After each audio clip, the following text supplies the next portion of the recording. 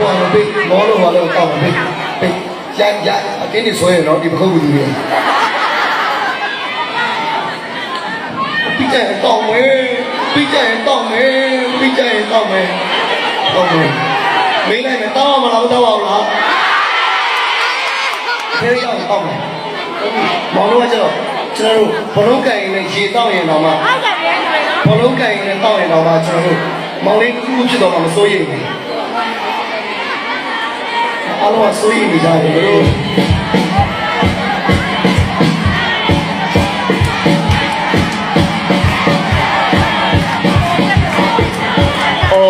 ကချင်ပြီးလုံးလားမကုန်းဆုံးအလုံးမရည်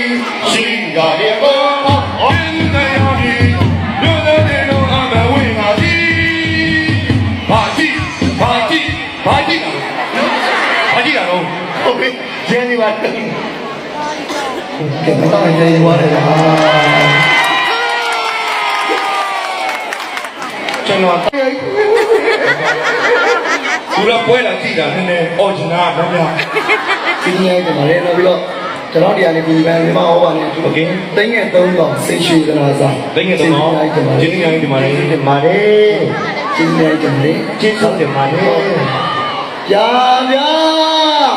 အိမ်နာဘာခေါ်ကြိုက်တာအော်တာဟောအကောင်ရှိလို့လားဟုတ်လားအကောင်ရှိတာခဏလေးအစားအစာကိုဖြော်ရလို့ဆိုတာကျွန်တော်တို့ဗျာဟောကျွန်တော်ပြရမယ်ပြန်ခေါ်ပြီး